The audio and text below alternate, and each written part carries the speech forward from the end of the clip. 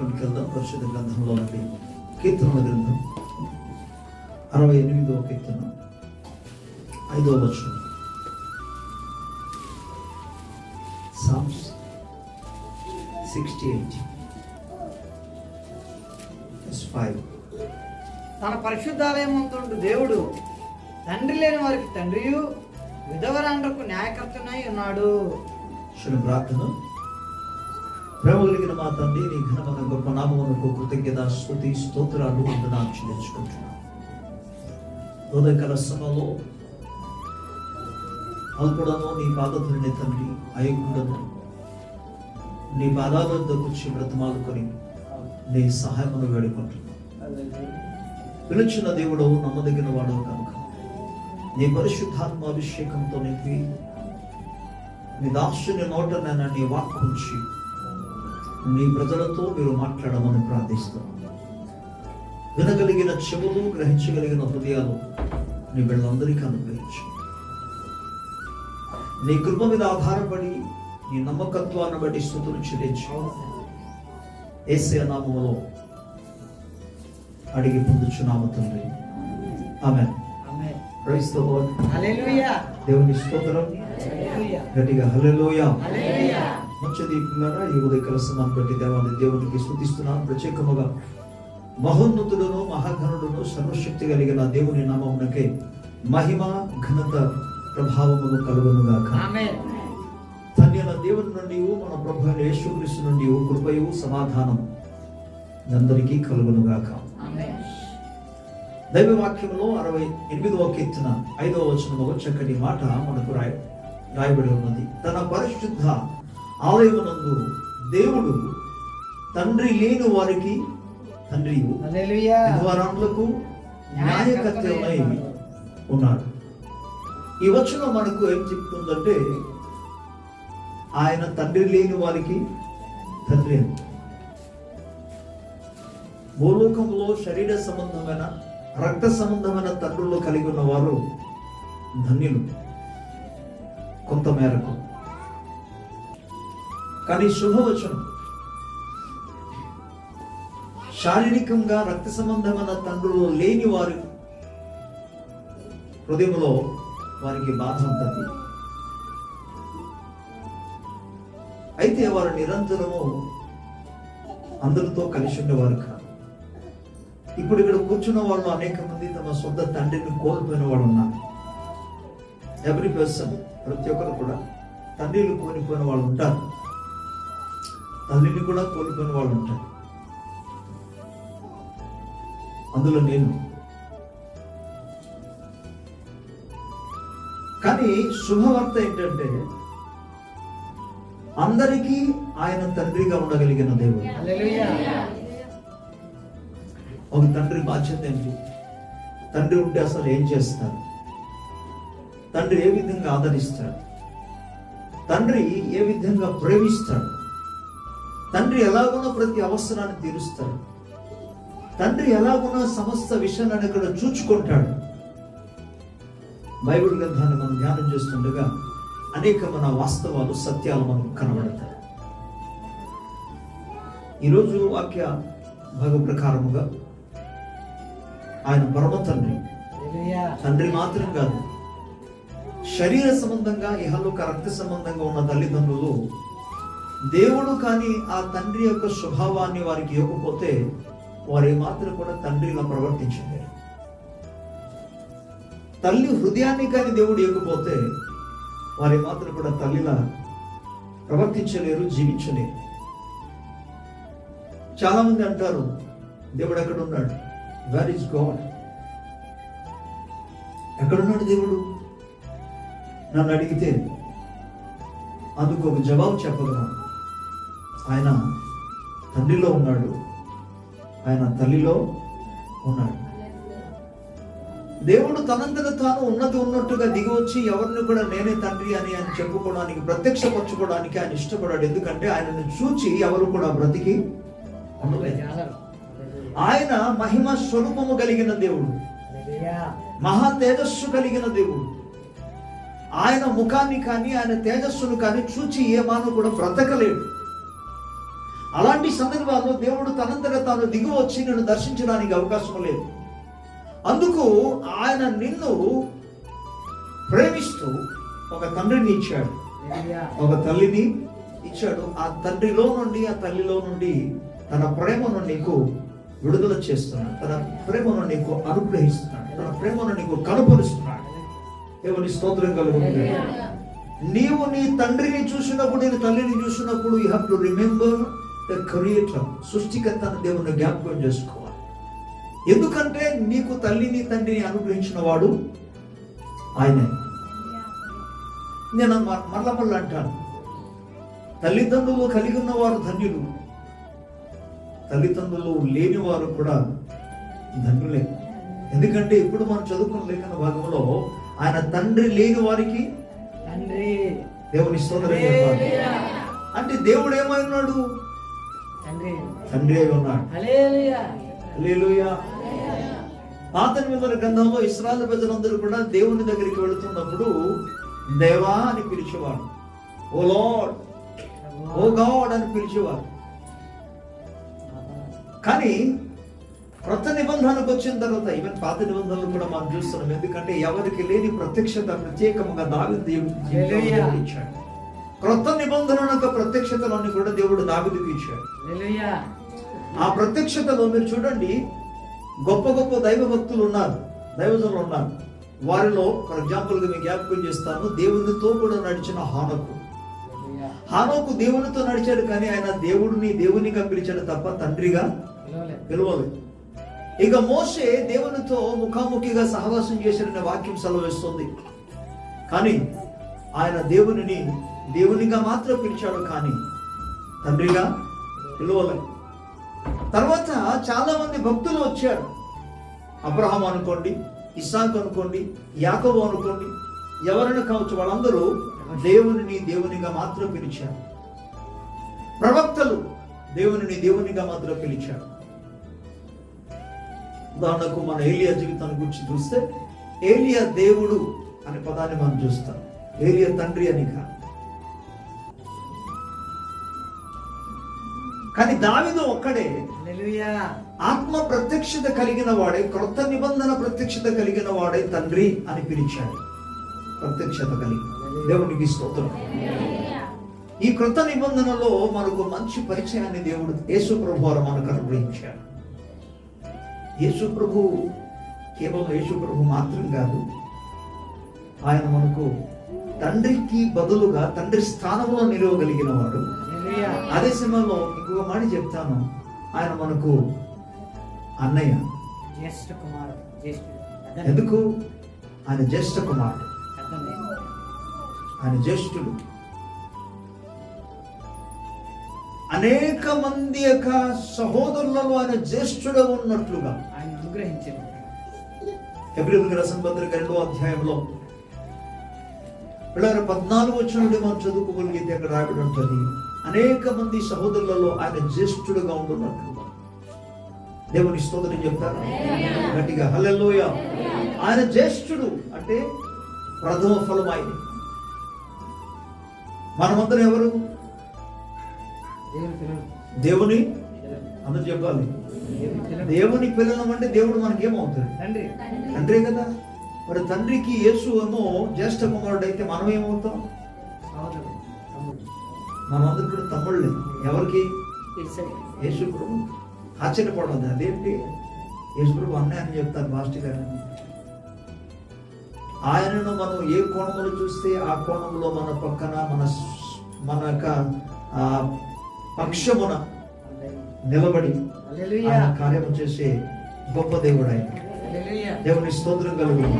అందుకే వాక్య భాగం మనకి ఏం చెప్తుందంటే, ఆయన మనకు తండ్రి అయి ఉన్నాడు. దేవుడు మనకు తండ్రి ఉన్నాడు. ఇఫ్ గాడ్స్ విల్, ప్రభు చిత్తం అయితే దాన్ని కంటిన్యూషన్ చేస్తాం. ఇఫ్ గాడ్స్ విల్, ఇప్పుడు నెక్స్ట్ వీక్ ఒకరు ప్రభు చిత్తం అయితే. బట్ ఈరోజు తండ్రి యొక్క స్వభావాల్లో కొద్ది మాటలు మీకు జ్ఞాపకం చేస్తాను.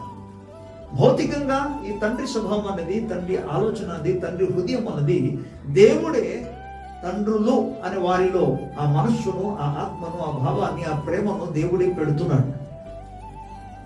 లేకపోతే ఎవరు కూడా ప్రేమించారు. మీరు అనుకోవచ్చు, నా బిడ్డలు నేను ప్రేమిస్తున్నానండి, మేబీ మీ బిడ్డలను మీరు ప్రేమించవచ్చు, మీ బిడ్డలను మీరు ఆదరించవచ్చు, మీ బిడ్డల అవసరాన్ని తీర్చవచ్చు.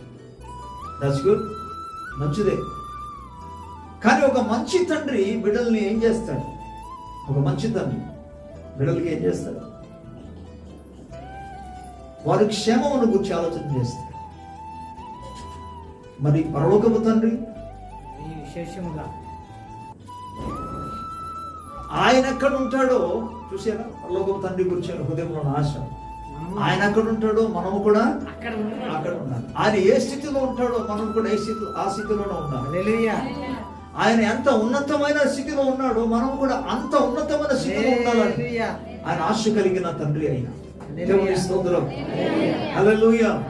బైబిల్ గ్రంథంలో చాలా మంది తండ్రులు ఉన్నా బహుశా ఒక ఇద్దరు వ్యక్తుల గురించి ముందు పెడతాను. ద వెరీ నంబర్ 1 తండ్రిని గురించి. తండ్రులు చాలా మంది ఉన్నారు, కానీ కొద్దిమంది ఇద్దరు వ్యక్తుల గురించి అనుకుంటున్నాను. మొదటి వ్యక్తి అబ్రహాం. అబ్రహాముకి 100 సంవత్సరాల నుండి 100 సంవత్సరాల్లో కుమారుడు పుట్టాడు. అతని పేరు ఇస్సాకు. చెప్పాలంటారు అతని పేరు ఇస్సాకు. ఈ ఇస్సాకు పుట్టిన తర్వాత మనకు తెలుసు కొన్ని సంవత్సరాలు గతించింది. ఆ తర్వాత అబ్రహాము భార్య అయిన శారా మృతి చెందింది. అబ్రహాము భార్య అయిన శారా మృతి చెందిన తర్వాత తన కుమారుడు గురించి ఇప్పుడు తండ్రిగా ఆలోచన కలిగి ఉన్నాడు. నిజానికి కుటుంబ సభ్యులలో తండ్రి నీ ఒకవేళ కోల్పోయినా లేదా తల్లిని కోల్పోయినా ఆ కుటుంబానికి చాలా ఒక విధంగా నష్టం కలిగినట్టు. నిన్ను ఆదరించగలిగి, ధైర్యపరచగలిగి, నీ అవసరం తీర్చగలిగి, నిన్ను బలపరచగలిగిన వారు ఎవరైనా కుటుంబ సభ్యులు ఉంటారంటే వాళ్ళు కేవలం తల్లిదండ్రులు మాత్రమే. అందుకే దేవుడు అన్నాడు, నీ తండ్రిని నీ తల్లిని సన్మానించు. తద్వారా ప్రభు దీవించడానికి, తండ్రి దీవించడానికి, పరమ తండ్రి ఆశీర్వదించడానికి వారిని ఒక ఛానల్ గా దేవుడు ఉంచాడు. దేవుని స్తోత్రం కలుగును. తండ్రి అయిన దేవుడు వారిని నియమించినందుకు అసలు ప్రతి ఉదయం లేచిన తర్వాత నువ్వు దేవునికి తండ్రిని కృతజ్ఞతాస్తుతులు చెల్లించాలి. స్తోత్రం. మాట చెప్పమంటున్నా, ఈరోజు మనము ఏమైనాము అది దేవుని కృప వలన అన్నమాట. నంబర్ 1 విషయం. నంబర్ 2 సెకండ్ థింగ్ ఏంటంటే, ఈరోజు మనం ఈ స్థితిలోనికి వచ్చామంటే అది మన తల్లిదండ్రుల ప్రయాస. వారి ప్రయాస వలన మన ఈ స్థితిలోనికి రాదు. వారు లేకపోతే మనం ఉండవు, మనం లేవు అసలు. వారు మనల్ని కన్నారు, వారు మనల్ని పెంచారు, వారు మనల్ని ఒక మంచి స్థితిలోనికి తీసుకురాగలిగారు. సమ్ పీపుల్ కొంతమంది అంటారు, చదువుకుంది నేను, ఉద్యోగం చేస్తుంది నేను, వాళ్ళు నాకేం చేశారు? నిజమే, నువ్వు చిన్నప్పుడు నిన్ను ఎత్తుకున్న వాళ్ళెవరు? నీ పుట్టిన తర్వాత ఒక నేను వదిలేసి ఉంటే, ఇప్పుడు ఉద్యోగం చేస్తున్నావు, ఓకే, నీ పుట్టిన తర్వాత వదిలేసి ఉంటే, నువ్వు స్కూల్కి వెళ్ళి కాలేజ్కి వెళ్ళి చదువుకున్నావు, ఓకే, నువ్వు చదువుకోవడానికి నువ్వు ఫీజులు కట్టకపోతే, నిన్ను స్కూల్కి పంపకపోతే, కాలేజ్కి నేను పంపకపోతే, కాలేజ్ ఫీజులు కట్టకపోతే, అప్పుడు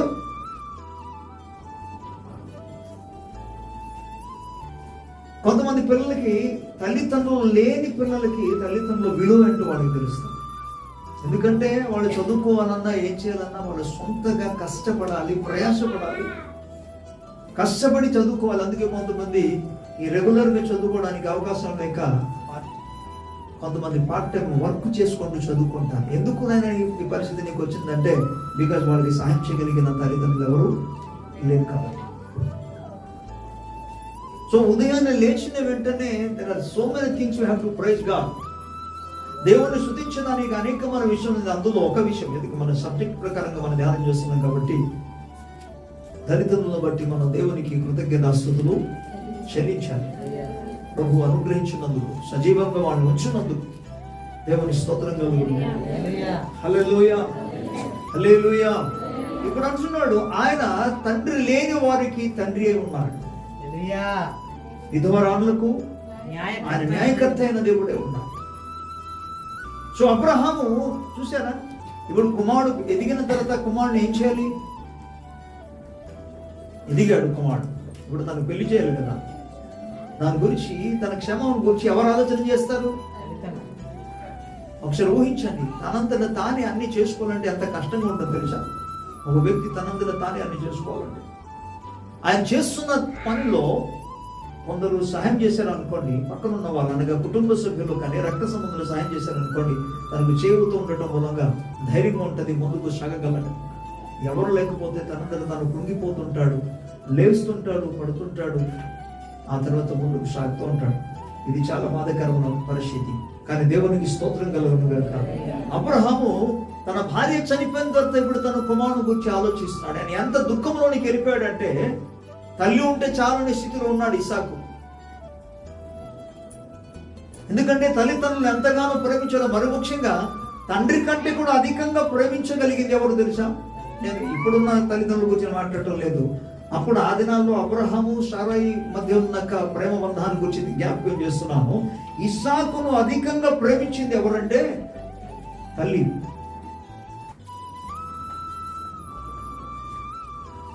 అధికంగా ప్రేమించు.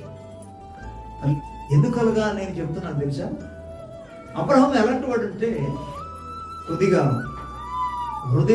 గట్టి హృదయం కలిగిన వాడు.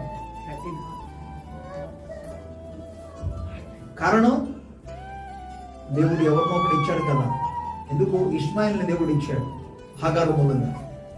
కాబట్టి ఎవరో ఒకడు వచ్చాడు, ఓకే కొడుకున్నాడు చాలు, దేవునికి స్తోత్రం అనే స్థితిలో ఉన్నాడు. కానీ దేవుడు వాగ్దానం చేసి ఇప్పుడు నా కొడుకున్నాడులే పర్వాలేదు అనే స్థితిలో సారాయి లేరు. ఇప్పుడు సారా ఎలాగైనా సరే తన మూలంగా తన గర్భమున ఒక కుమారుడు పుట్టాలి, దానిలో ఉన్న హృదయం ఉన్న ఆశ. అవమానకరమైన స్థితిలో, నిందకరమైన స్థితిలో, బాధకరమైన స్థితిలో ఉంటున్న దినాలలో దేవుడు అతనికి గర్భఫలమును గురించి కుమారునిచ్చాడు. కాబట్టి అబ్రహాము కంటే అధికముగా ఇస్సాకును సారాయి అనగా తన తల్లి ఎక్కువ ప్రేమించింది. అంటే ఎంత ప్రేమించిందంటే ఇస్సాకు మర్చిపోలేని పరిస్థితుల్లోకి వచ్చాడు. అందుకే లేఖనం ఏమి చెప్తుంది తెలుసా? బహుశా టైం అయింది అంటే పెళ్లి చేసుకోవడానికి టైం అయింది అందుకు మాత్రం కాదు. లేఖనంలో ఒక మాట స్పష్టంగా రాయబడింది.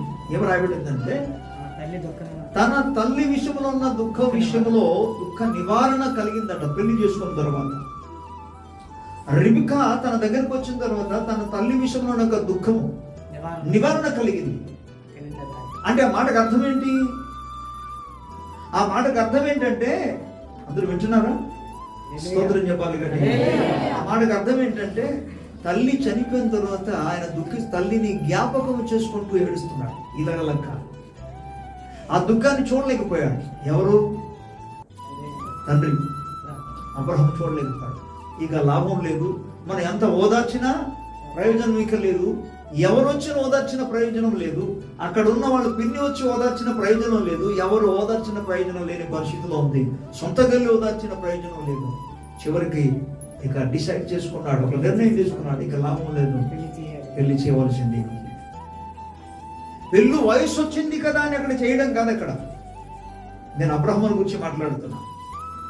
అక్కడ పాయింట్ ఏంటంటే, తల్లిని జ్ఞాపకం చేసుకుంటూ ఆయన దుఃఖిస్తూనే ఉన్నాడు. అంటే తన కుమారుని యొక్క దుఃఖం ఒక నివారణ కొరకై ఆలోచన కలిగి ఉన్నాడు. దేవుని స్తోత్రం. ఎవరు చెప్పాలందరూ? ఓకే, అబ్రహాము పేరు పక్కన పెడదాం. ఎవరు? తండ్రి. ఇస్సాకు కుమారుడు, అబ్రహాము తండ్రి. కాబట్టి ఇప్పుడు తండ్రి కుమారుడు గురించి మొదటి జ్ఞాపకం చేసుకుంటున్నాం. ఇప్పుడు తండ్రి కుమారుని యొక్క దుఃఖ నివారణ కొరకు ఆలోచన కలిగి ఉన్నాడు. దేవుని స్తోత్రం చెప్పాలి. తండ్రిగా తన కుమారుని క్షేమము కొరకు ఆలోచన కలిగి ఉన్నాడు. తన కుమారుని యొక్క క్షేమము నిమిత్తమై ఏదైనా చేయడానికైనా ముందుకు వస్తున్నాడు. అది ఎంతైనా సరే తెగించడానికి ఆయన ప్రయత్నం చేస్తున్నాడు. దేవుని స్తోత్రం కలుగును గాక. తన కుమారుని యొక్క క్షేమము నిమిత్తమై దుఃఖ నివారణ కొరకై దూర ప్రాంతం నుండి దూర స్థలానికి వెళ్ళి, చూసారా, తన బంధువులలో ఒకరిని తీసుకురావడానికి ఆయన ఆశపడ్డాడు. పిల్లరా, దాని నిమిత్తం తనకు కలిగినంతా కూడా తన సొంత దాసుని మీరు గమనించండి. తన యొక్క పని వాళ్ళలో చాలా మంది పని వాళ్ళు ఉన్నారు. ఈ పని వాళ్ళ మీద కూడా సూపర్వైజర్ గా పనిచేస్తున్న వ్యక్తి ఎవరు?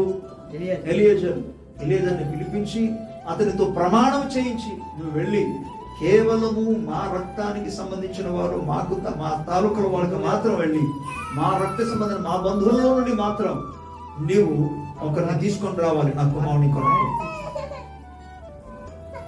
ఒకవేళ రాకపోతే ఈ ప్రమాణం నుండి నీవు తప్పించబడతావు, విడుదల పొందుతావు అంటాడు. దేవుని స్తోత్రం. హల్లెలూయా.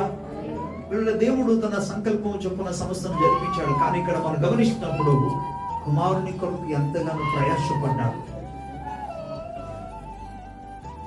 ఆయన ఎంతో ప్రయాసపడ్డాడు, వేదన చెందాడు. పెళ్ళి అయిన తర్వాత అమ్మయ్య ఒక పని నేను ముగించగలిగాను. ఎందుకంటే ఈ 24వ అధ్యాయంలో ప్రత్యేకంగా 24వ అధ్యాయం చివరి వచనంలో మనం చూస్తాం ఆయన నివారణ పొందాడు. అప్పుడు ఇస్సాకు తన తల్లి విషయమై దుఃఖ నివారణ పొందెను. ఎప్పుడు? పెళ్లి అయిన తర్వాత. ఇక్కడ నా సందేశం కాదు కానీ వచ్చింది కాబట్టి చెప్తాను, వినండి. దేవుని స్తోత్రం చెప్తారు. స్త్రీలందరూ కూడా శ్రద్ధగా వినండి. ఇప్పుడు ఇక్కడ వచ్చిన సందేశాన్ని బట్టి, వాక్యమును బట్టి అందరూ వింటున్నారా? హలో, వింటున్నారు కదా? ఈ యొక్క ఆదికాండం 24వ అధ్యాయంలో 67వ వచనం ప్రకారము రిబెక్కను బట్టి ఇస్సాకు దుఃఖ నివారణ పొందుకున్నాడు. అంటే ఈ వాక్య ఆధార ప్రకారముగా నిన్ను బట్టి నీ భర్త ఆదరించబడాలి. నిన్ను బట్టి నీ భర్త ప్రతి విధమైన శోధన నుండి కావచ్చు, కష్టం నుండి కావచ్చు, ఇబ్బంది నుండి కావచ్చు, ఏం పొందాలి? నివారణ పొందాలి. దేవునికి స్తోత్రం. ఓకే, తీసారా? ఇంగ్లీష్ వైపు తీసారా? జెనసిస్ 24th chapter 67 చదవండి. ఇంగ్లీష్ చదవండి. ఇంగ్లీష్ మీడియం ననుకోద్దా? ముక్కలు చేయద్దు, సరిగ్గా చదవండి. అక్కమా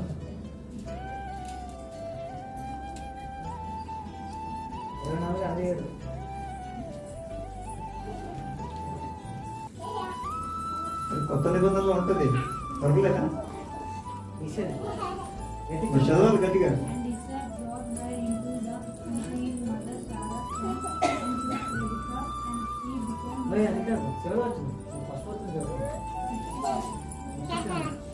Praise the Lord. Hallelujah. Okay. అదే వచ్చాను కానీ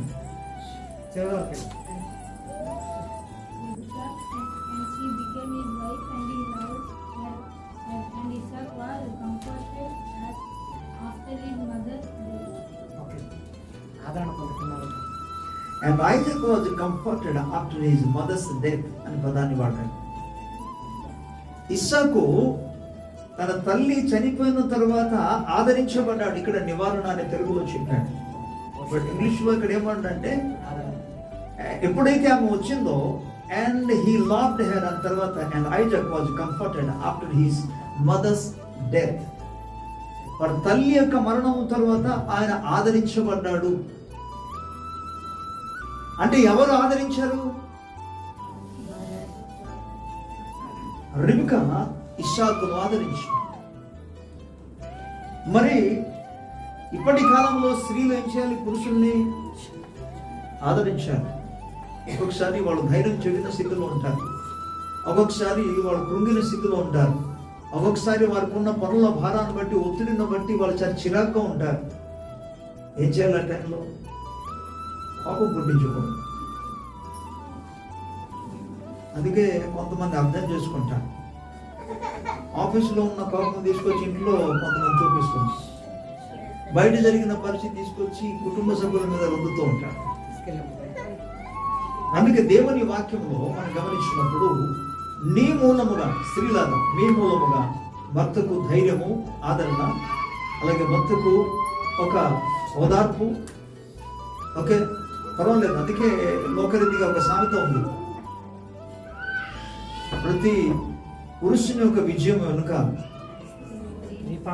స్త్రీ ఉంటుందని, పాత్ర ఉంటుంది. వారు తెర వెనుక ఉండి పనిచేస్తుంటారు. అందులో చాలా అసలు స్త్రీ పాత్రని చాలా ఉంటున్నారు. ఓకే, ప్రభుకు మహిమ కలుగును. సరే, మళ్ళా మనం ఆ వాక్య సందేశం అనుకుందాం. దేవుని బిడ్డలారా, యేసుక్రీస్తు ప్రభు యొక్క వాక్యం మనకి ఏం చెబుతుందంటే, అబ్రహాము ఒక తండ్రిగా కుమారుని యొక్క బాధ్యతను చూసుకున్నాడు. పెళ్లి చూసుకొని ఇది నువ్వు చూసుకోగలవు. పెళ్లి సంబంధాలు చూశాడు, సంబంధాలు తీసుకొచ్చాడు, సంబంధాలు సమకూర్చాడు, తనకు ఒక భవిష్యత్తును కట్టచేసి తనకు జతపరిచిన తర్వాత ఒక కుటుంబముగా నిలబెట్టాడు. ఇది ఎవరి బాధ్యత? తండ్రి. తల్లి లేదు కాబట్టి తండ్రి తీసుకున్నాడు. తల్లిదండ్రులు ఉంటే ఇది తీసుకోవాలి. ఒక తండ్రి లేకపోతే తల్లి తీసుకోవాలి. అది ఎంత భారం, ఎంత నిర్వహించింది. ఏది ఏమైనా తండ్రి తన కుమారుని ప్రేమిస్తున్నాడు. తండ్రి తన కుమారుని క్షేమం కొరకు ఆలోచన కలిగి ఉన్నాడు. తండ్రి తన కుమారుని యొక్క అవసరతను తీర్చబడి ఉన్నాడు. తండ్రి తన కుమారుని ధైర్యపరచువాడే ఉన్నాడు. దేవుని స్తోత్రం కలుగును గాక. మీకు తెలుసా, యేసుక్రీస్తు వారు కల్వరి శిలువలో బలియాగం చేయబడక మునుపు కొండ మీదకి వెళ్ళి యేసుప్రభు వారు ప్రార్థన చేస్తాడు. రూపాంతరం చెందుతారు యేసుప్రభు. రూపాంతరం చెందినప్పుడు 3 శిష్యులు అక్కడ ఉన్నారు. యేసుతో పాటు కూడా 3 శిష్యులు దూరం చూస్తున్నారు. ఆయన ఎప్పుడైతే రూపాంతరం చెందారో ఎవరెవరు కనబడ్డారు? ఏలియా, మోషే. వాళ్ళు ఎందుకు వచ్చారు తెలుసా? రూపాంతరం చెందారు యేసుప్రభు. ఏలియా, మోషే ఎక్కడ కనబడ్డారు. ఓకే, కానీ ఎందుకు అక్కడ వచ్చారంటే, చాలా మంది చరిత్రకారులు, ప్రత్యేకముగా వేదాంత పరులందరూ కూడా చెప్పిన విషయం ఏంటంటే, యేసుక్రీస్తు లేఖనాలు కూడా ఒక స్థలంలో రాయబడింది. యేసుక్రీస్తు ఒక నిర్గమమును గురించి, అంటే ఆయన వెళ్ళబోతున్న ప్రయాణాల గురించి, ఆయన వెళ్ళబోతున్న ఎటువంటి పరిస్థితుల గుండా ఆయన ప్రయాణం చేయబోతున్నాడో వాటిని గురించి తెలియజేయడానికి మాత్రం కాకుండా బలపరచడానికి వచ్చారని బైబిల్ శోధిస్తుంది. మళ్ళీ గెస్టెమను తోటలో ఆయన ప్రార్థన చేసినప్పుడు దేవదూతలు వచ్చి అతన్ని బలపరిచారని లేఖనం సెలవిస్తుంది. వినండి, ఇక్కడ మోసే ఆహ్వానాలు వచ్చి బలపరిచారా? దేవదూతలు వచ్చి బలపరిచారా? లేకపోతే తండ్రి బలపరిచాడా? ఆలోచింపదగ్గండి. మోసే అహరోను వచ్చారన్నమాట వాస్తవం. మోసే ఏలియా వచ్చాడన్నమాట వాస్తవం. దేవదూతలు దిగి వచ్చారన్నమాట వాస్తవం. కానీ నిజానికి యేసు ప్రభువును బలపరచడానికి తండ్రి అయిన దేవుడే వీరిని పంపించాడు. దేవుని స్తోత్రం కలుగును. అంటే తండ్రి కుమారుని బలపరచడానికి, శ్రమలలో బలపరచడానికి, ఎదుర్కోబోతున్న ప్రతిబంధన కష్టాల్లో బలపరచడానికి సమ్టైమ్స్ దేవుడు కొంతమందిని ఏర్పాటు చేస్తాడు. తండ్రిగా ఆయన ఏర్పాటు చేస్తాడు. నీకోసం ఆయన ఏర్పాటు చేస్తాడు. హల్లెలూయా. నిజం. తండ్రి దీవెన ఉన్నతమైనది. తండ్రి దీవిస్తే అది దీవెనకరంగా ఉంటుంది. ఇక దేవుని వాక్య భాగంలో యోబు గ్రంథం 1వ అధ్యాయంలో మనం చదువుకోగలిగితే, యోబు భక్తిని గురించి మనకు తెలుసు. నేను అంటాను, ఒక బిడ్డ, కుమారుడు కానీ కుమార్తె కానీ భక్తి కలిగిన తల్లిదండ్రులు కలిగి ఉన్నవారు, అలాంటి బిడ్డలు ధన్యులు. దేవుని స్తోత్రం. అందులో దేవుని ఎరిగిన తల్లిదండ్రులు కలిగి ఉండడం పిల్లలకి ధన్యత. దైవ భక్తి కలిగిన తల్లిదండ్రులు కలిగి ఉండడం ధన్యత. యేసును ఎరిగిన తల్లిదండ్రులు, అలాంటి తల్లిదండ్రులు కలిగి ఉన్న బిడ్డలు ధన్యులు వాళ్ళు. దేవుని స్తోత్రం. ఎందుకు తెలుసా? ఎందుకు ఈ మాట చెప్తాను తెలుసా? వారు ప్రతిదినం నీ కోసం ప్రార్థన చేస్తారు. ఆ ప్రార్థన నీ చుట్టూ కంచిగా ఉంటుంది. తల్లిదండ్రులు కలిగి ఉండడం ధన్యత. ఎటువంటి తల్లిదండ్రులు? జీవము కలిగిన దేవుని ఎరిగిన తల్లిదండ్రులు. వారు కలిగి ఉండడమే ధన్యత. ఎందుకు? వారి బిడ్డల క్షేమం కొరకు అనునిత్యం ప్రార్థన చేస్తారు. అన్యులుగా ఉంటే అన్యులు ప్రార్థన చేస్తారా? ప్రతిరోజు ప్రార్థన చేస్తారు అన్యులు. వాళ్ళు ఎప్పుడు ప్రార్థన చేస్తారు తెలుసా? పండుగ టైంలో గుడి దగ్గరికి వెళ్ళి ఏదో సంథింగ్ అరటిపళ్ళు కావచ్చు, లేకపోతే కొబ్బరికాయ కావచ్చు, పొదుతులు కావచ్చు, సంథింగ్ తీసుకెళ్ళి ఇచ్చేసిన తర్వాత అక్కడ ఒక కళ్ళు మూసుకొని ఏదో చిన్న ప్రార్థన చేసుకుంటూ వెళ్ళిపోతారు. కానీ సజీవుడైన నిజమైన దేవునికి నిరంతరము ప్రార్థన చేయగలిగిన వారు ఎవరంటే జీవం కలిగిన దేవుని ఎరిగిన తల్లిదండ్రులు, బిడ్డలు. దేవునికి స్తోత్రం కలుగుతుంది. ఓకే, ఈయన చేసిన ఒక పని గురించి మీకు జ్ఞాపకం చేస్తా. 5వ వచనం చదవండి ఒకసారి. వారి వారి విందు దినములు పూర్తి కాగా, చాప్టర్ 1 verse 5. వారి వారి విందు దినములు పూర్తి కాగా, వారి వారి విందు దినములను పూర్తి కాగా యోబు తన కుమారులు పాపము చేసి తమ హృదయములలో దేవుని దూషించిరేమో అని వారిని పిలువనంపించి వారిని పవిత్రపరిచి అరుణోదయమున లేచి వారిలో ఒక్కొక్కరి నిమిత్తమై దహన బలులను అర్పించుచు వచ్చాను. ఎలా చేస్తున్నాడు ఈయన? నిత్యము అలాగూ చేయుచు. దేవుని స్తోత్రం. ఒక నిజమైన తండ్రి, భక్తి కలిగిన తండ్రి చేస్తున్న పని ఇది. పిల్లల విషయంలో మీరు గమనించండి. అక్కడేమో అబ్రహాము కుమారుని వివాహ విషయంలో, తన దుఃఖ నివారణ విషయంలో ఆలోచన కలిగి ఉండి ఆ పనిని ఆయన ముగించాడు, నెరవేర్చాడు. ఇక్కడ యోబు చేస్తున్న పని ఏంటంటే తన బిడ్డలందరి కొరకు ఆయన ప్రతి దినము ఆయన చేస్తున్న పని. వాళ్ళు విందు చేసుకున్నారట. విందు చేసుకున్నప్పుడు ఎక్కడైనా గర్వించి దేవుణ్ణి దూషించారేమో అని తన అలుపుని ప్రతి ఉదయాన్నే లేచిన తర్వాత వారి కొరకై ఆయన బలులు అర్పణ చేశాడు. ప్రభువా, నా బిడ్డలు ఎక్కడైనా నీకు విరుద్ధంగా తప్పు చేశారేమో, ఎక్కడైనా గర్వించి ప్రవర్తించారేమో, అహంకారంగా ప్రవర్తించారేమో, ప్లీజ్ క్షమించు ప్రభు అంటే దేవుని సముఖంలో ప్రభువు దగ్గర ప్రార్థన చేస్తూ బలులు అర్పించుచూ వచ్చారు. చివరి భాగంలో ఏం చూసుకున్నాం మనం? వారిలో ఒక్కొక్కరి నిమిత్తం దేవునికి స్తోత్రం. ఒక తల్లిదండ్రులుగా బిడ్డల కొరకు పేరు పేరున ఒక్కొక్కరి నిమిత్తం అంటే దానికి అర్థం ఏంటి? పేరు పేరున ఆయన దహన బలి అర్పించుతూ వచ్చాడు.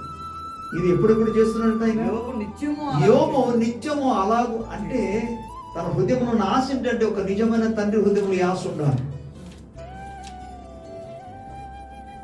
బిడ్డలకు ఆధ్యాత్మిక జీవితానికి క్షేమాన్ని గురించి ఆలోచన లేని వాడు తండ్రి కాడు. బిడ్డల ఆధ్యాత్మిక జీవిత క్షేమం కొరకు ఆలోచన కలిగి ఉంటారు. వారు క్షేమంగా ఉండాలని, బాగా ఉండాలని, భక్తి కలిగి జీవించాలని, భక్తి మార్గంలో నడిపించాలని. ఎందుకంటే వారు భక్తి మార్గం నడిస్తే వారు దేవుని చేత ఆశీర్వదించబడగలరు. దేవుని స్తోత్రం. అందుకే ఒక మంచి తండ్రి ఏం చేశారు తెలుసా? తన బిడ్డలను, వినండి అందరూ, వింటున్నారా? ఒక మంచి తండ్రి తన బిడ్డలను శిక్షిస్తాడు. ఒక మంచి తండ్రి తన బిడ్డలను గద్దిస్తాడు. ఒక మంచి తండ్రి తన బిడ్డలను హెచ్చరిస్తాడు. అదే సమయంలో వారిని ఆదరిస్తాడు, వారిని బలపరుస్తాడు, ప్రోత్సహిస్తాడు. ప్రభుకు స్తోత్రం. హల్లెలూయా. సామెతల గ్రంథం అందుకు మనం చూస్తాం, తన కుమారుని ప్రేమించిన వాడు శిక్షిస్తాడు, బెత్తంతో శిక్షిస్తాడు. నేడు రోజుల్లో అసలు ఎవరు దానికి అంగీకరిస్తారు? అసలు ఎందుకు శిక్షిస్తున్నారు? ఎందుకు గద్దిస్తున్నారు? క్షేమాన్ని కోరి, నీ ఆధ్యాత్మిక జీవితాల్లో క్షేమాన్ని కోరి. నా బిడ్డల విషయాలు కూడా నాకు కోపం వచ్చే ప్లేస్ ఏదైనా ఉన్నదంటే చెప్తాను వినండి. నాకు కోపం వచ్చే ఏరియా ఏమైనా ఉన్నదంటే ప్రార్థన సహవాసాలకు కానీ రాకపోతే, ప్రార్థన సహవాసం విషయంలో నిర్లక్ష్యపరిస్తే నేను కోపపడతాను.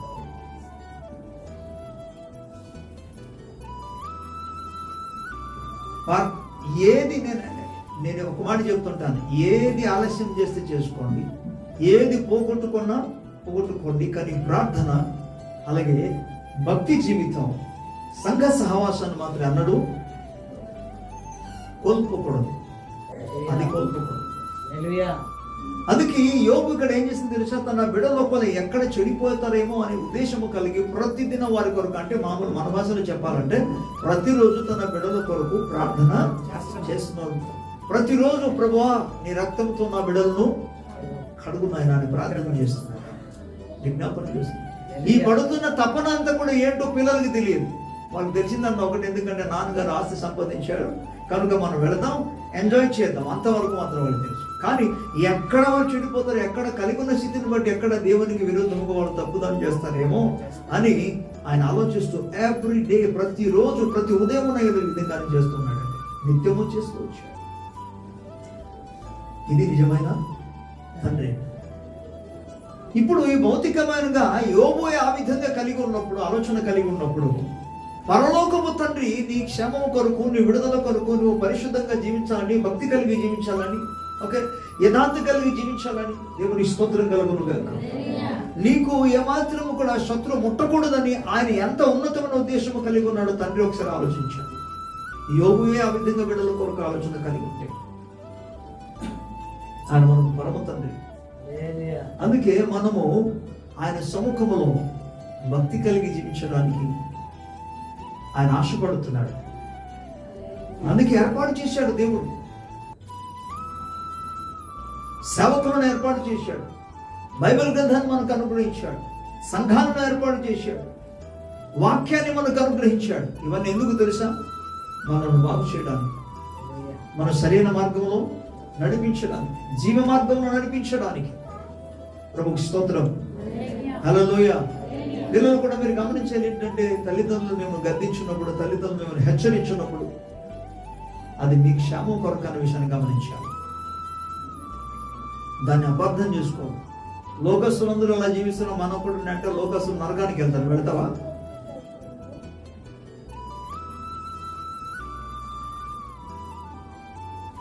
మనమందరూ కూడా దేవుని బిడ్డలం కదా. ప్రభుకి స్తోత్రం. ఆయన రాకడ సమీపిస్తుంది. ఓకే, ప్రభు నామానికి మహిమ కలుగును గాక. సో ఆయన ప్రతి దినం ప్రార్థన చేస్తున్నాడు, ప్రతిదినం బలులు అర్పణ చేస్తున్నాడు, ప్రతిదినం ప్రాయశ్చిత్తాన్ని కలిగిస్తున్నాడు తన హృదయం నాశ. ఇక దేవుని వాక్య భాగంలో దావీదు, యోబు ఏమో ప్రతిరోజు పాపం ఒక ప్రాయశ్చిత్తము కొరకు బలి అర్పణ చేసి, దావీదు హృదయంలో ఒక తపన ఉంది. ఆయన ఒక ఆశ్చర్యకరమైన అద్భుతమైన ప్రార్థన దేవుని దగ్గర చేస్తాడు. ఒకసారి ఆ ప్రార్థనను మనం చూద్దాం.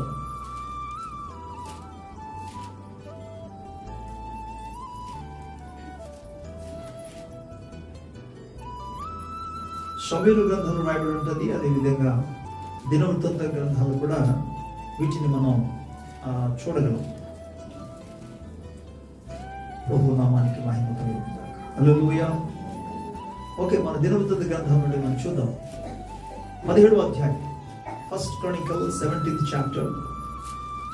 1 Chronicle chapter 17. Okay.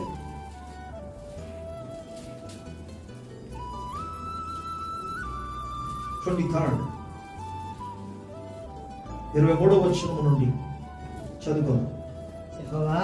యెహోవా ఇప్పుడు నీ దాసుని గూర్చి అతని సంతతిని గూర్చి నీవు సెలవిచ్చిన మాట నిత్యము స్థిరమగును గాక.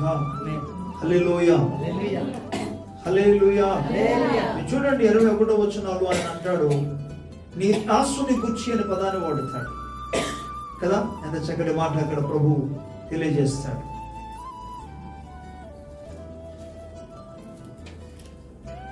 ఇరవై 23వ వచనం, యెహోవా ఇప్పుడు నీ దాసుని గూర్చి, సెకండ్ థింగ్, తర్వాత అతని సంతతిని గూర్చి.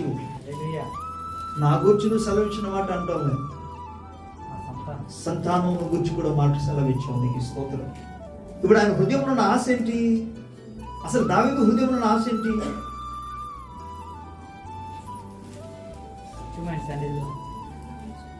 27వ వచనం, ఇప్పుడు 27 ఇప్పుడు నీ దాసుని సంతతి ఇప్పుడు నీ దాసుని సంతతి నిత్యము నీ సన్నిధిని ఉండునట్లుగా దానిని ఆశీర్వదింపను అనుగ్రహించుచున్నావు. దేవునికి స్తోత్రం. హల్లెలూయా హల్లెలూయా.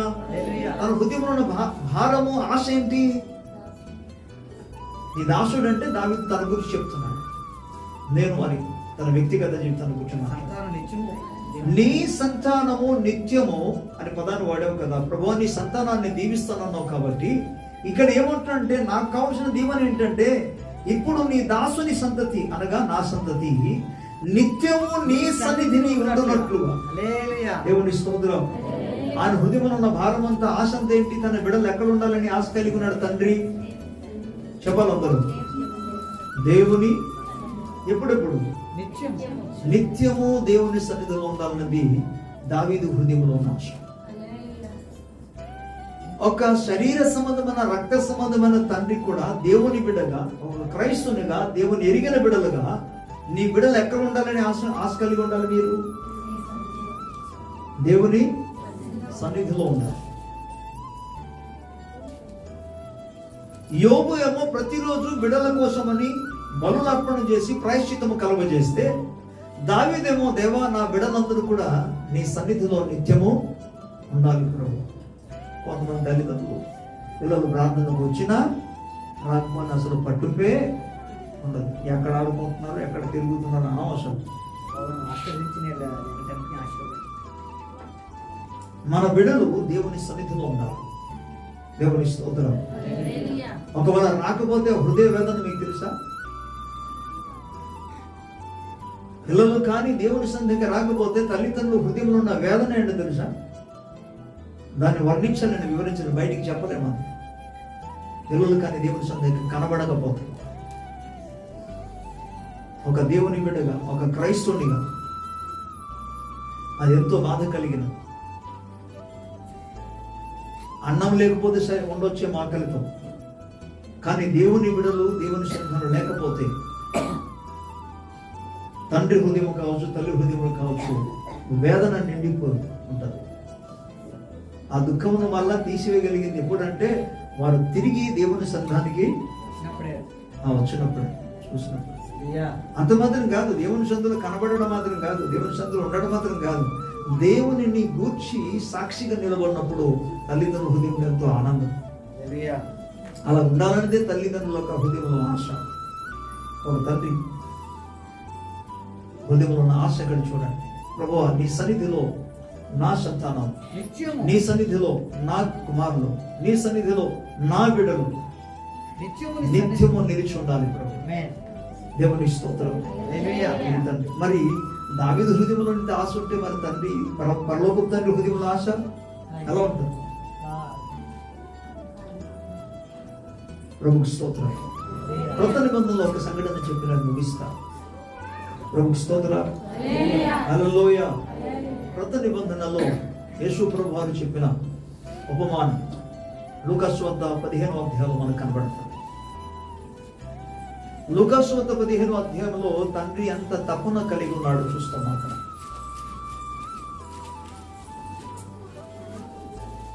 కుమారుడు తండ్రి దగ్గరికి వచ్చాడు. అతన్ని ఒక విధంగా చెప్పాలంటే బలవంతం చేసి, వద్దన్న, ఇష్టము లేకపోయినా ఆస్తిలో నా భాగం నాకు ఇవ్వమని చెప్పేసి అడిగి తీసుకెళ్ళిపోయాడు. వీళ్ళ తీసుకెళ్ళిపోయాడు. కానీ ఎలాంటి స్నేహితులు ఉన్నారు తనకి? నువ్వు ఎటువంటి వారితో స్నేహం చేసుకుంటున్నావు జాగ్రత్త చూసుకో. ఏ స్నేహితుడైతే నీ క్షేమము కోరి మాట్లాడతాడో అలాంటి వారితో స్నేహం చేసుకో. ఎవరైతే నీ నష్టమును గుర్తుకో. ఏ స్నేహితుడు కూడా సాధారణంగా నేను మోసం చేసే స్నేహితుడు కూడా నష్టం చేస్తానని ఎవడు చెప్పడం. కానీ నీకు తెలియకుండానే నీకు మోసం చేస్తాను, నీకు తెలియకుండానే నీ దగ్గర ఉన్నందుకు లాగేసుకుంటాడు, నీకు తెలియకుండానే నీ పేరు చెడగొడతాడు. ఎలాంటి స్నేహము జాగ్రత్తగా గమనించింది. ఎందుకంటే తప్పిపోయిన కుమారుడు, అందుకే తప్పిపోయాడని పదాన్ని మనం చూసాం. వెళ్ళిపోయాడని అంటాం లేదు. ఇక్కడ ఇంటి నుండి వెళ్ళిపోయాడని రాబడిందా, లేదా తప్పిపోయాడని రాబడిందా? తప్పిపోయాడని రాబడింది. తప్పిపోవడం అంటే ఎక్కడి నుండి తప్పిపోయాడు? కుటుంబం నుండి తప్పిపోయాడు. తల్లిదండ్రులతో రక్త సంబంధులతో అనుకున్న అనుబంధం నుండి తప్పిపోయాడు. సత్యము నుండి తప్పిపోయాడు. న్యాయము నుండి తప్పిపోయాడు. క్రమము నుండి తప్పిపోయాడు. ఈ తప్పిపోయిన వాడికి వచ్చి చూస్తే వెళ్ళాడు కదా, ఇక్కడ అనవసరమైన పనులు చేసి తండ్రిని ఇబ్బంది పెట్టి బాధ పెట్టి వెళ్ళాడు. చాలా సందర్భాల్లో తల్లిదండ్రుల వల్ల మీరు అడిగింది ఇస్తున్నారేమో, ఇస్తారు కూడా, కానీ ఒక మాట వినండి, వాళ్ళు ఇచ్చే ప్రతిసారి సంతోషంగా ఇవ్వరు.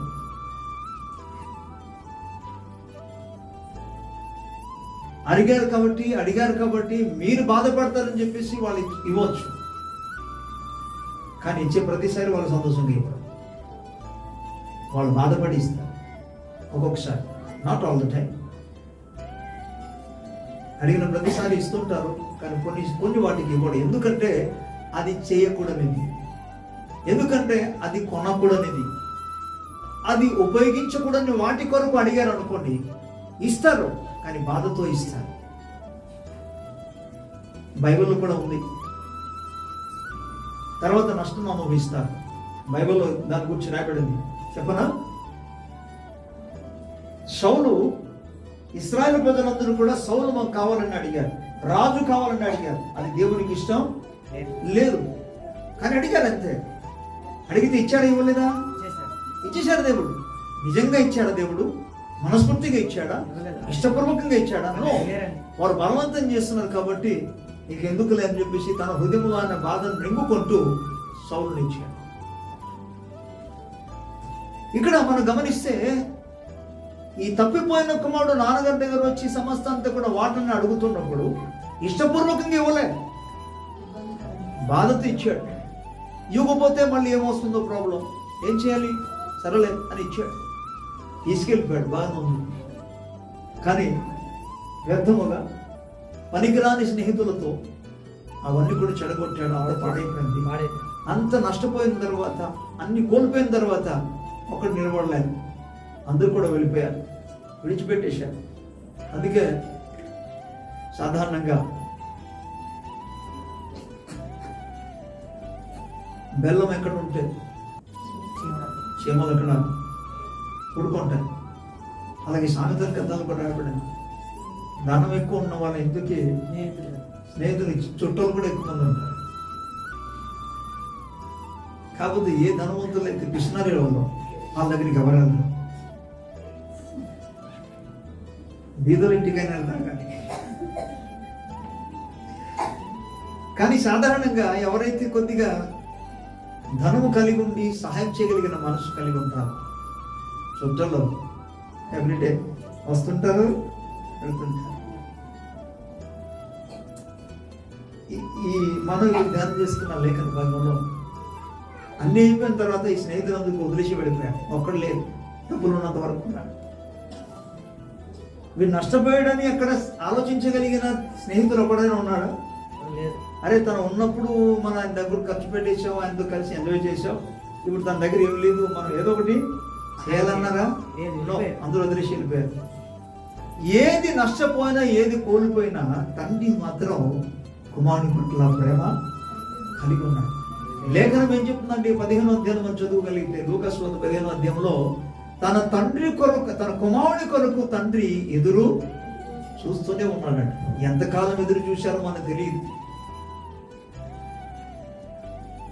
ఈ నష్టపోయి బయటికి వెళ్ళిపోయి అన్ని ఖర్చు పెట్టి ఎంతకాలం ఎందుకు మనకు తెలియదు, ఎన్ని సంవత్సరాలు మనకు తెలియదు. కానీ లేఖనం సెలవిస్తుంది అతని కొరకు ఎదురు చూస్తూ ఉన్నాడు. చూడండి, మీరు చూడండి, లేఖనం దూరంగా ఉన్న వాడు ఇంకా అవచనం ఒకసారి చదువుదాం, తీయండి ఒకసారి. లూకాసు వార్త 15:20.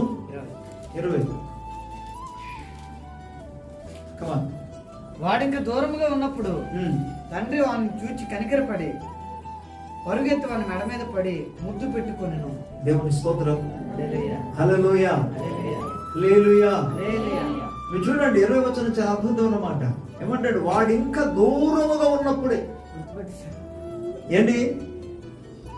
అప్పటికి కొన్ని సంవత్సరాలు అయిపోయింది, తన వస్త్రాల్లో మార్పు వచ్చి ఉంటుంది. అంత మాత్రం కాకుండా అక్కడ రాయబడిన లేఖనం ప్రకారముగా, అక్కడ రాయబడిన సందర్భానుసారంగా మనం చూస్తే అతనికి ఏమి లేకపోవడం మూలంగా ఆయన పందులు మేసుకుంటూ ఓకే పందులు తింటున్న పొట్టును తింటున్నాడు అంటే తన గడ్డం పెరిగిపోయి ఉంటది, తన జుత్తంతకు పెరిగిపోయి ఉంటది, తన వస్త్రాలు బాగలేవు, తన స్థితి బాగలేదు, ఆయన పూర్తిగా పాడైపోయి ఉంటాడు. ఇప్పుడు పోల్చడానికి అసలు అవకాశమే లేదు. కానీ ఇక్కడ ఏం రాబడిందంటే దూరంగా ఉన్నప్పుడు పోల్చేశాడట. దేవుని స్తోత్రం. ఎవరు పోల్చగలిగారు? తండ్రి. కాబట్టి తన స్థితిని పోల్చగలిగాడు. అదే ఊరోలు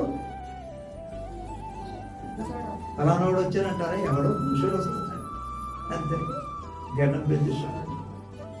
ఎందుకంటే ఆయనకి పందుల దగ్గర బ్రతుకుతున్నాడంటే పరిస్థితి ఎలా ఉంటుంది మీరు ఊహించండి.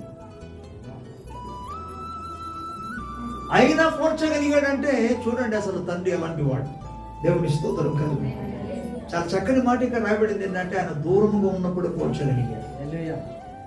ఆయన ఎంత ఎదురు చూశాడు కింద భాగంలో చూస్తాము. అప్పుడు ఆ కుమారుడు అతనితో తండ్రితో ఆయన అద్భుతంగా ఆ మాట్లాడడం ముందు కూడా మనకు కనబడుతుంది. దేవుని స్తోత్రం కలుగును. హల్లెలూయా, హల్లెలూయా.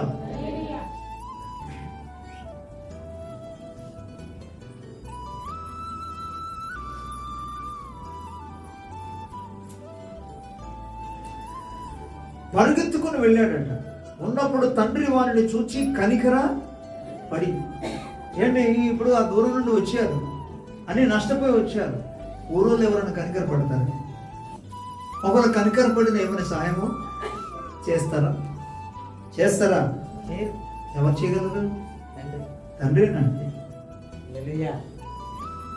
తండ్రి కనికర పడి ఏమి రాబడింది ఏంటంటే పరుగెత్తి వాడి మెడ మీద పడి, అంటే కొడుకు ఇలాగ అయిపోయాడు అని బాధతో.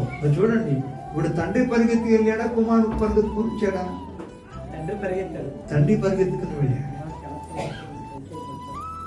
అందుకే ఈ వచనాన్ని బట్టి మనం పాట రాశాడు.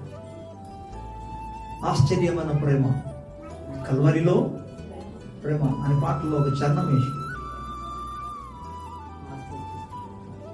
నా స్థితి చూసిన ప్రేమ కదా, పరుగెత్తి కౌగలించి ముద్దాడి కన్నీరు తుడిచాడు. పరుగెత్తి వచ్చారు, కౌగలించుకున్నాడు, ముద్దాడి కన్నీరు తుడిచాడు. దేవుని స్తోత్రం. హల్లెలూయా. నాకై పరుగెత్తి. ఆశ్చర్యమైన ప్రేమ. ఇందును బట్టి ఈ వచనాన్ని బట్టి మాత్రం ఆ పాట రాశాడు. దేవుని బిడ్డలారా, అంతగా ఆయన ప్రేమించగలిగిన తండ్రి. ఈ భౌతికమైన ఉపమానాన్ని మాత్రం ఇక్కడ చెప్పారు, కానీ వాటికంటే ఇంకా అధికంగా మనల్ని ప్రేమించగలిగిన తండ్రి మనకు ఉన్నారు. ప్రభుకు స్తోత్రం కలుగును. చూసారా, చెడిపోయిన కుమారుని సహితం ఆయన ప్రేమించాడు. తల్లిదండ్రులు కూడా ఈ మాట జాగ్రత్తగా వినండి. మీ పిల్లలు ఒకవేళ కొన్ని సందర్భాలలో చెడిపోయిన స్థితిలోనికి వెళ్ళినా నువ్వు ప్రేమించావు. ఎందుకు తెలుసా? నువ్వు విడిచిపెడితే వారికి ఇంకా ఏ ఆధారం లేదు. నువ్వు విడిచిపెట్టేస్తే వాళ్ళ బ్రతుకులు ఇంకా అన్నది కూడా వాళ్ళు బాధపడరు. నువ్వు విడిచిపెడితే వాళ్ళ జీవితం నాశనం అవుతుంది. అందుకే ఏ స్థితిలో ఉన్నా వాళ్ళని ప్రేమించాలి. చూసారా, సమస్తాన్ని కోల్పోయినా నష్టపోయినా అదే స్థానంలో ఒకవేళ నేనుంటే ఏం చేద్దాం? తీసుకెళ్ళి అంత నష్టం, నేను చెప్పిన మాట అసలు వినకుండా తీసుకెళ్ళిపోయావు కాబట్టి ఇక ఇంట్లో నీకు నో ప్లేస్ అంతమేమో. కానీ అక్కడ మీరు చూడండి, ఆ తండ్రి అతన్ని ప్రేమించి కౌగులించుకొని, ఎవరిని కౌగులించుకుంటున్నాడు? అక్కడ బాగా మంచి స్ప్రే కొట్టిన వ్యక్తినా, సెంట్ వేసుకున్న వ్యక్తినా? పంది వాసన, కంపు వాసన, దుర్వాసన ఉన్న వ్యక్తిని దగ్గరికి వెళ్ళి మేడం మీద పడి ముద్దు పెట్టుకుంటున్నాడు. తండ్రి మాత్రం చేయగలడండి, మరొకడు చేయలేదు. దేవునికి స్తోత్రం కలుగుతుంది. ఈరోజు దైవ వాక్య ఆధార ప్రకారముగా దేవుడు మనకు తండ్రి అయి, అందుకే మనము కూడా ప్రియులారా దేవుని యొద్ద నుండి తొలగిపోయినప్పుడు, దూరం వెళ్ళినప్పుడు, చెడిపోయినప్పుడు మన ప్రవర్తన ద్వారా పంది కంటే భయంకరంగా ప్రవర్తిస్తున్న సందర్భాలలో ప్రభువు మనలను ప్రేమించి ఆదరించి తన రక్తం మనం చూస్తాం కదా, కుమారుడికి వచ్చి ఆయన ఆజ్ఞాపిస్తాడు. ఇతన్ని తీసుకెళ్లి స్నానం చేయించి వస్త్రాలు మార్చి కత్తిరించి, దేవుని స్తోత్రం, నూతన వస్త్రము ధరింపజేసి, అతనికి ఉంగరమును ధరింపజేసి, చెప్పులను తొడిగించి, దేవుని స్తోత్రం, బ్రతుకును మార్చేశాడు ప్రభు. ఆయన దగ్గరికి, ఆయన వైపు మన తిరిగినప్పుడు ప్రభు ఎన్నో అద్భుత కార్యం ఆయన చేస్తాడు. ఆయన పరమ తండ్రి. ఫైనల్ గా మీకు చెప్పే విషయం ఏంటంటే, మన తండ్రిలా ప్రవర్తించాలి. దేవుని స్తోత్రం చెప్పాలి. ఎలాగా? తండ్రిలా ప్రవర్తించాలి ప్రతి ఒక్కరు. తండ్రి అంటే పోషించేవాడు, తండ్రి అంటే ఆదరించేవాడు, తండ్రి అంటే అవసరాన్ని తీర్చేవాడు, తండ్రి అంటే గద్దించేవాడు, తండ్రి అంటే క్రమశిక్షణలో నడిపించేవాడు, దైవభక్తులను నడిపించేవాడు, బిడల కొరకు మొరపెట్టేవాడు, ప్రార్థన చేసేవాడు, బిడల క్షేమము కొరకు ఆలోచన కలిగేవాడు. ప్రభుకి స్తోత్రం. తప్పిపోయినప్పుడు వారి కొరకు ఎదురు చూసేవాడు. యెషయా గ్రంథంలో అందుకు రాబడింది, ఆయన ఇశ్రాయేలు ప్రజల విషయం అంట, దినమెల్లా నా చేతులు చాచి ఉంచున్నా. ఆ స్థితిలో అంటే ఎప్పుడు వచ్చినా సరే వాళ్ళకి ఆహ్వానం ఇవ్వడం, స్వాగతం పలకడానికి సిద్ధంగా ఉన్నవాడు. Praise the lord. పిల్లరా, మన తండ్రి ఉన్నతమైన వాడు. ఈ భౌతికమైన తండ్రుల కంటే కూడా శ్రేష్టమైన వాడు. ఒక భౌతికమైన తండ్రి ఆ స్థితిలో ఉన్న వ్యక్తిని ప్రేమించగలిగినప్పుడు పరలోకపు తండ్రి ఎంతగా నీ పట్ల ప్రేమ కలిగి ఉన్నాడో, ఆలోచన కలిగి ఉన్నాడు. ఒకసారి ఆలోచించు. నీవు దేవుని సముఖంలో ఉండాలి. దావీదు చెప్పినట్టుగా, దేవా నా బిడ్డలందరూ కూడా నీ సన్నిధిలో నిత్యము నిలిచి ఉండాలి. స్తోత్రం. కనుక పరమ తండ్రి మన తండ్రిలో ప్రవర్తించాలి. తండ్రిలో పోవచ్చు. ఒక్కొక్కసారి నువ్వు బ్రదర్ కావచ్చు, తల్లిదండ్రులు ఎవరు లేరు, కానీ అన్నయ్య మాత్రం ఉన్నా. అన్నయ్య ఎలా మారాలి? అన్నయ్యగా మాత్రం కాదు, చెప్పాలి, తండ్రిలాగా ప్రవర్తించాలి. అంటే తండ్రి బాధ్యత, పాత్ర పోషించాడు. సమ్టైమ్స్ మనం చూస్తాం, తమ్ముడు కూడా తండ్రి బాధ్యత తీసుకోవడం. తమ్ముడు చిన్నవాడు తండ్రి పాత్రను పోషించాడు. ఎక్కడ మనం చూస్తాం? బైబిల్ ఉంది వీటన్నిటి కూడా. బైబిల్ గ్రంథంలో ఎక్కడ కనబడుతుంది మనకి? యోసేపు జీవితం. వాళ్ళ అన్నలందరూ కూడా యోసేపును హింసించారు, బాధ పెట్టారు, ఇబ్బంది కలిగించారు, దుఃఖం కలిగించారు, అమ్మి వేశారు, తోసి వేశారు. ఏడ్చినప్పుడు ఒక్కడు కూడా పట్టించుకోలే. కానీ చివరికి యోసేపు తండ్రి పాత్రను పోషించి ఏమంటారు తెలుసా? వాళ్ళ తమ్ముళ్ళందరినీ పిలిచి, అన్నలందరినీ పిలిపించి, జాగ్రత్త, మధ్యలో ఎవరి పదం వాడతారు? వాళ్ళు ప్రయాణం చేస్తూ వస్తువు కొని వెళుతుండగా, ధాన్యం కొనేసి వెళ్ళిపోతున్న సందర్భంలో వాళ్ళని పిలిచి అంటున్నారు, మార్గ మధ్యంలో ఎవరితో గొడవలు చేసుకోవద్దా, జాగ్రత్తగా వెళ్ళండి, క్షేమంగా వెళ్ళండి, జాగ్రత్త. ఎవరి మాట వాడతారు? తండ్రి పాత్రను పోషిస్తారు. వారి క్షేమము కొరకు ఆలోచన కలిగి ఉన్నాడు. సో సమ్ టైమ్స్ నువ్వు తమ్ముడైనా సరే, ఓకే, అన్నయ్య అయినా సరే తండ్రి పాత్రను పోషించాలి. తమ్ముడైనా చెప్పాలి, తండ్రి పాత్రను పోషించాలి. దేవుని స్తోత్రం కలుగుతుంది. ఎవరైనా కావచ్చు. మీరు అక్కడ మనం చూస్తాం ఎస్తర్ జీవితం. ఎస్తర్కి తండ్రి లేడు. ఎస్తర్ వాళ్ళ నాన్నగారు చనిపోయారు. కానీ అతని పోషించింది ఎవరు? చిన్నాన్న కాదు ఆయన. చాలా మంది చిన్నాన్నని అనుకుంటారు. పేరేంటి? మొర్దెకాయ్ అనే వ్యక్తి, ఆయన ఎస్తర్కి చిన్నాన్న కాదు, ఎస్తర్ వాళ్ళ అన్నయ్య. మీరు తర్వాత బైబిల్ చదువుకోండి. ఎస్తర్ గ్రంథం జస్ట్ 4 అధ్యాయాలు ఉంటుంది కాబట్టి మీరు ఈజీగా చదువుకోవచ్చు. కనీసం హోంవర్క్ చేసుకోండి. ఓకే, అక్కడ పెంచుతాడు. ఒక అన్నయ్య, తల్లిదండ్రులు లేరు కాబట్టి అన్నయ్య ఏం చేశాడు తెలుసా? కుమార్తెగా పెంచాడు, చెల్లిగా పెంచలేదు. అంటే ఒక అన్నయ్య ఏ పాత్రలోనికి వచ్చాడు? తండ్రి పాత్రలోనికి వచ్చాడు. ఆయన తండ్రి అనే విషయాన్ని మనం ఎరిగినప్పుడు, ఆయన తండ్రి పాత్ర కలిగి ఉన్నాడని మన విషయం ఎరిగినప్పుడు, నీవు కూడా ఒక తండ్రి స్వభావం కలిగి ప్రవర్తించాలి. తండ్రిలా మారాలి. 10 మందికి తండ్రిలా మారాలి. వేల కొలదికి తండ్రిగాను మారాలి. ప్రభుకి స్తోత్రం. వారి క్షేమం కొరకు, ప్రత్యేకంగా ఆధ్యాత్మిక జీవితంలో, ఆత్మీయ జీవితంలో అనేక మందికి నువ్వు తండ్రిగా మారాలి, భౌతికంగా కూడా మారాలి. యోబు ఏమంటారు తెలుసా? యోబు అనేక మందికి తండ్రిగా మారాడు. ఎలాంటి వారికి? ఇక్కడ మనం చూసాం, మన మొదటి వాక్య భాగం చదువుకున్నాం. 68వ కీర్తన 5వ వచనం ఏంటంటే, తండ్రి లేని వారికి అన్న తండ్రిగా ఉన్నాడు, వారి పక్షాన నిలబడ్డాడు, వారి పక్షాన మాట్లాడు. యోబు కూడా అదే పని చేశాడు. 29, 30, 31, 32 అధ్యాయాన్ని కానీ యోబు గ్రంథాలు చదివితే ఈ 4 అధ్యాయాలలో కూడా యోబు ఏ విధంగా ఇతరులకు సహాయం చేశాడో, ఉపకారం చేశాడు, ఏ విధంగా వారి పక్షమున వ్యాజ్యమాడాడు. ఆయన అంటాడు, నేను గుడ్డి వారికి కన్నునయ్యాను, మూగవారికి నోరయ్యాను, గుడ్డి వారికి పాదములైతే. ఇవన్నీ అర్థం ఏంటి? ఈ పదానికి అర్థం ఏంటి? వారి పాత్రను పోషించాడు, తండ్రి పాత్రను పోషించాడు. దరిద్రులకు తండ్రిగా ఉంటుంది. దరిద్రులకు ఎలా ఉన్నారంటే తండ్రిగా అంటే దరిద్రులకు భయమే లేదు, మనకు ఒక తండ్రి ఉన్నాడు అనే స్థితిలో. నువ్వు ఒక స్థితిలోనికి రావాలి, ఒక దేవుని బిడ్డగా నువ్వు ఒక తండ్రి స్థితిలోనికి రావాలి. ప్రభుకి స్తోత్రం. ఒక విషయం గమనించండి, పిల్లలు జాగ్రత్త వినండి. తండ్రి అందరినీ ప్రేమిస్తాడు.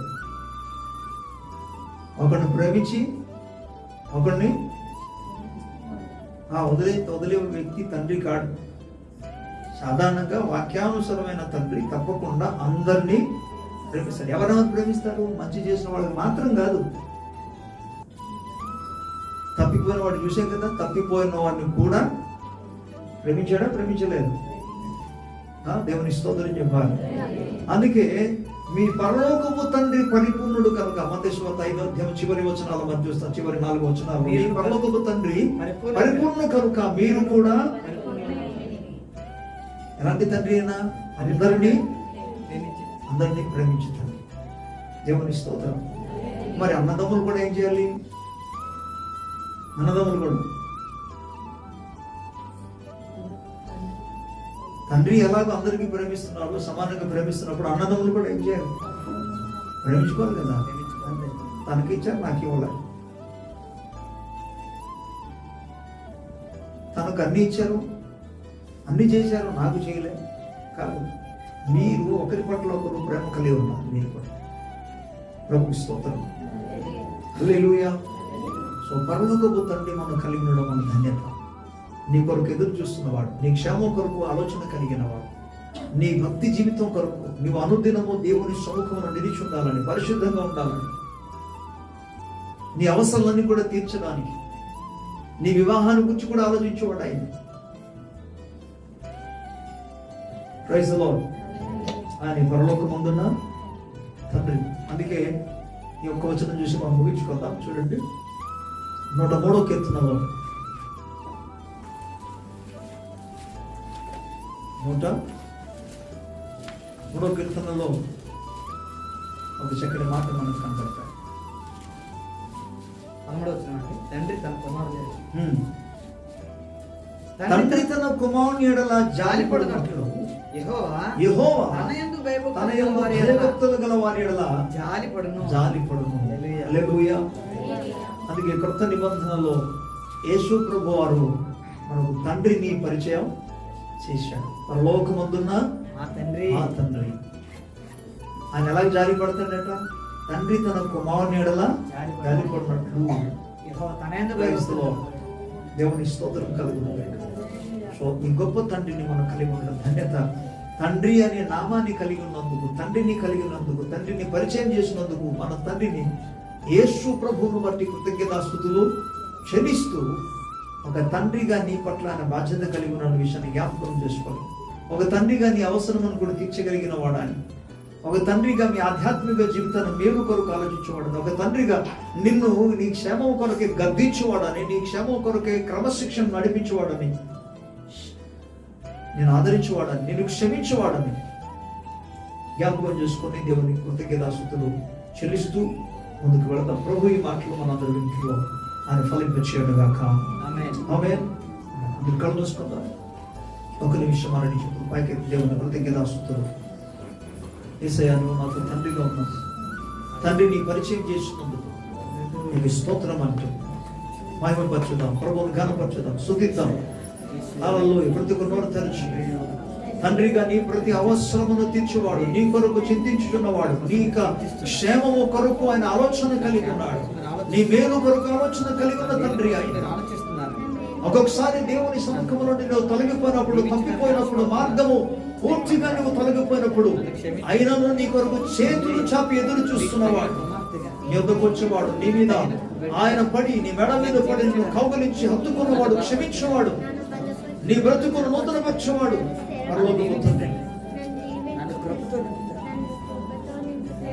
థాంక్యూ లార్డ్, నీకు స్తోత్రం నాయనా. ప్రేమ కలిగిన మా తండ్రి, దయగలిగిన మా తండ్రి, నమ్మదగిన మా తండ్రి, నీకు స్తోత్రాలు. నీవు మంచి తండ్రివి కనుక నీకు స్తోత్రాలు. నీ వాక్యం ద్వారా సెలవిచ్చావయ్యా, చెడ్డవారు కూడా తమ పిల్లలకు మంచి ఇస్తుండగా పరలోకమందున్న మీ తండ్రి తను అడుగున వారికి ఎంతో అధికముగా సమస్తమును ఇచ్చును కదా అని సెలవించు. ఏ తండ్రి కూడా తన బిడ్డలు రొట్టెను అడిగితే రాచి ఇచ్చేవాడు ఎవరు లేరు నాయన. చేపను అడిగితే పాము ఇచ్చేవాడు ఎవరు లేరు, రొట్టెను అడిగితే తేను ఇచ్చేవాడు ఎవరు లేరు నాయన. చెడ్డవారు కూడా ఆ విధంగా నాయన మంచి ఇస్తుండగా పరలోకమందున్న మా తండ్రి, మేము అడిగిన వాటి కంటే కూడా అత్యధికముగా అధికముగా నువ్వు అనుగ్రహించేవాడు కనుక నీకు స్తోత్రం. నీవు మా జీవితంలో కలిగి ఉన్నందుకు మేము ధన్యులమని ప్రభువా నిన్ను స్తుతిస్తున్నాము నాయన. ఈరోజు ఎన్నో బట్టి ధైర్యం తెచ్చుకుంటూ నీ బిడ్డలో ముందుకు కొనసాగడానికి, ఎవరు ఏ స్థితిలో ఉన్నా సరే నన్ను అందరికీ తండ్రిగా నడిపించేవాడవని మహిమపరుస్తూ ఈ మాటలో ప్రతి హృదయంలో నాటబడి ఫలింపచేసి ధైర్యపరిచి నడిపించి వీరిని నామానికి మహిమ తెచ్చుకోవాలి. యేసు ప్రభు నామములో ప్రార్థించుచున్నాము తండ్రి, ఆమేన్. Praise the lord. దేవునికి స్తోత్రం కలుగును గాక.